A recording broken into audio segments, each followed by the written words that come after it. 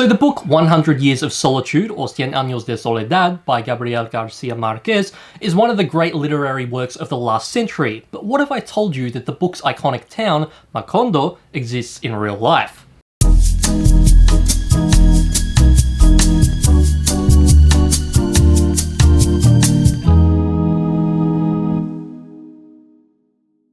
Hi all, I'm Ezrado and you're watching my travel channel where I talk all things Colombia. So if you've spent a lot of time studying Colombia, or if you are a lover of classical literature, then there's a good chance you've stumbled across or maybe even read 100 Years of Solitude. For those who weren't aware, this was a book written by Gabriel García Márquez, as I said in the intro, who was a Nobel Prize winning Colombian author and journalist. He's largely seen as the grandfather of the literary genre magical realism, despite the fact that this genre predates his works. The best way I can explain this style of literature is that they're stories that are for the most part grounded in the laws of reality, but are sprinkled with a few magical and fantastical elements. Crucially though, these elements are presented in a very matter-of-fact, almost trifling kind of way, as they're really just considered a peripheral to the plot. The characters, for instance, usually don't react to magic with any kind of wonder or intrigue. It's just seen as an everyday occurrence. The reason authors even include these elements to begin with is often to symbolize a theme or idea in a very literal way, so in that sense the magic is more of a thematic device as opposed to an important subject of the story in and of itself. Anyway, getting back to Gabriel García Márquez, Márquez wrote a lot of works of magical realism, including the aforementioned 100 Years of Solitude, which is really what solidified him as the king of this genre. Throughout many of his stories though, including that one, a recurring town is used as the main setting or is featured in some way. I'm talking about the town of Macondo. Márquez describes Macondo as a small isolated village somewhere in the jungle, situated just off the Caribbean coast of Colombia. In 100 Years of Solitude, we read about how it was founded by a man named José Arcadio Buendia and his wife Úrsula Iguaran, who started the settlement after fleeing from Rio Hacha, which, yes, is a real place. I did a video about it a couple of weeks ago, actually, if you want to check that out. In the beginning, Macondo is presented as a sort of Eden-like utopia, as it's this village isolated from the turmoil of Rio Hacha's pirate raids and an opportunity to start afresh for the Buendia family and generations to come. What at first appears to be a hopeful retreat, however, is soon revealed to be a curse, as the town's isolation from the world and the solitude of its residents becomes one of its downfalls. Now, as the title suggests, the book takes place over 100 years, so it's a multi-generational story that tracks historical events, technological progress, and of course the lineage of the Buendia family throughout the ages. Although this is all technically set on a linear timeline, it becomes clear the more you read that history constantly repeats itself. Even if the exact specificities differ from generation to generation, many events across time appear to be eerily similar to one another. Characters seem to be doomed to repeat their ancestors' mistakes and become trapped in a never-ending cycle of solitude, ignorance, and the recurring tribulations of war and politics. Much of this cycle appears to be attributed to the village of Macondo itself, as if it's a kind of temporal limbo for anyone who resides there. Progress and development still takes place, but when you zoom out and see the bigger picture, you realise that this progress is largely inconsequential to the overarching recurring themes, as much of what happens is just a trivial variation of something that happened before. For all intents and purposes, this is a town that's stuck in a cycle, and this is perhaps what makes it so intriguing. So after finishing the book, one of the lingering thoughts I had was, where is this town? I mean, I knew it was fictional, but these themes of isolation, solitude, and history repeating itself felt very real, as if this was someone's lived experience. Now, to be completely honest, a lot of these themes are said to have been influenced by the history and culture of Colombia as a country, whether it's the exploration of familial relationships, the influence of Catholicism, the recurring civil unrest and political abuse, or the importance of enjoying life in the moment. Many of these things have been hallmarks of Colombia's identity throughout history. But even with all of this in mind, I couldn't help but wonder whether there was a particular town in Colombia that was the catalyst for this story. Somewhere that may have been a microcosm encapsulating the story of Colombia at large. Well, after some research, I discovered that yes indeed, there is such a village in Colombia that served as the driving inspiration for Macondo, and wouldn't you know, it's located roughly where it was described in the book. In the department of Magdalena, very close to the Caribbean coast and a bit over an hour out of Santa Marta, there's a quaint little town called Aracataca. It's very inconspicuous, the sort of place you could drive through and not notice, as there's really not a lot that makes it stand out from many other country towns. As it happens though, this is actually Márquez's hometown and where he grew up. Not only that, but it was the town Márquez used as the sole inspiration for Macondo. I myself had the pleasure of visiting this village just last year, so let's talk about it for a bit. First of all, I really have to stress what I said before about it being inconspicuous. I remember when I took the bus, I almost missed a stop as there really wasn't a whole lot of indication that I'd arrived. I honestly thought at first that this was just some random town we were passing through, but then when I checked Google Maps, I realized just as the bus was exiting over the bridge and was able to get off just in time. To be fair, I arrived at night when it was dark, so maybe if it were lighter, I would have noticed one of the murals of Marquez. Even still though, it should be stated that this is not some giant Disneyland-like tourist haven that's teeming with sights and thrills on every corner.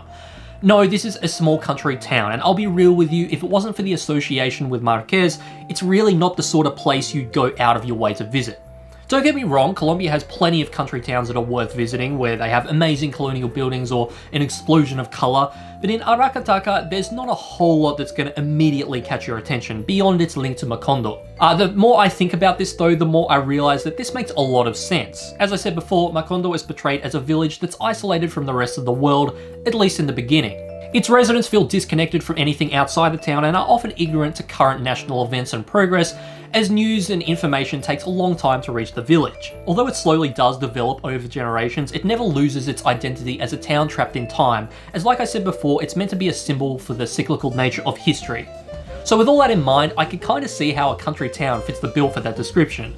You know, this isn't a city or a hip town where everyone is constantly craving rapid progress. This is a village where people are content with falling back on tradition and routine, where development occurs but is slow, delayed, and more incremental. If you remember in the book, much of the progress described in Macondo were things very foundational to the town. You have the arrival of the banana company, which give way to the first of the area's major exports, then they get the railroads, which now allow them to transport products, and then later on, the construction of the canal gives access to water for irrigation.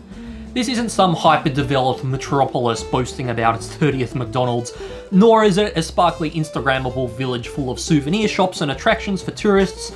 No, this is a small country town where people's primary focus is on the basic everyday essentials to sustain themselves, and this is also exactly how I describe Aracataca. As a matter of fact, all of those milestones of progress that I just described in Macondo were also historical developments in Aracataca. The banana company in the book, for instance, is actually based off the United Fruit Company from North America. Just like the book, this company transformed the town's economy by employing hundreds of residents for the cultivation of the nearby banana plantations. And yes, also just like the book, the Banana Massacre sadly was a real event, albeit it didn't occur in Aracataca, but rather the nearby town of Ciénaga. On a lighter note, there are several locations and developments in Aracataca that you'll recognise from Macondo. For one, you'll soon notice the network of canals, which, yes, were also used for agricultural irrigation and have become something of an iconic cultural site for the town. The railroad you read about in the book was also a significant part of Aracataca's history, as the town used to have an active station which would be used for the transport of the aforementioned bananas, along with coffee and cocoa. If that doesn't already sound familiar to you, I should say that the station also facilitated a new means of travel for migrants and tourists from all over, who would often stop in the town and open people up to new cultures and ideas from beyond. Eventually, with the decline of the agriculture in the area and the arrival of new modes of transportation, this station would close in the 1960s. As the agriculture and railroad industry faded out in the area, the town really came to a halt. If you visit today, it really does feel like a sleepy ghost town. That said, although it's not the same town it used to be, many of the remnants of yesteryear remain intact, albeit repurposed, so it's fun to explore and imagine how things used to function. The station, for instance, whilst inactive, is still there, and at least when I visited they were using it as an art gallery for a famous artist from the town named Leo Matisse. I should also mention, although the station itself doesn't function anymore, you will still see trains passing by on the town's railroad. They're just mostly used for transporting coal now though. Beyond the station and railroads, I believe the regional office for the United Fruit Company is still intact, obviously also repurposed now, although I'm not gonna lie, I can't remember exactly which building it is.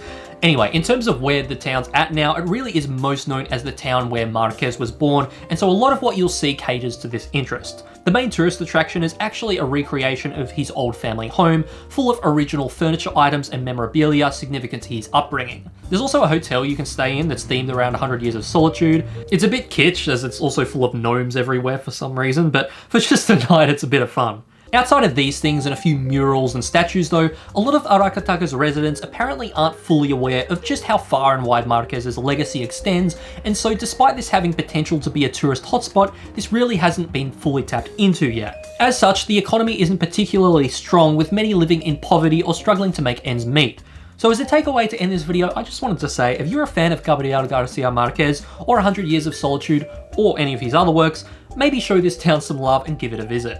I know you often see expat YouTubers expressing their disgust for places that have become overly touristy, but on the other hand, it can be a great means of significantly lifting an economy. Even if it's not immediate, the more people who come to visit Aracataca, the more residents are going to take notice and create opportunities for economic growth out of it. With all that being said, I hope I was able to instill some intrigue. If you have any questions about Aracataca, feel free to leave them in the comments below. As always, you can also leave a suggestion for a topic about Colombia you'd like to see me cover, and I'll definitely consider it. Until next time though, like, subscribe, bell, and I'll see you around. Ciao!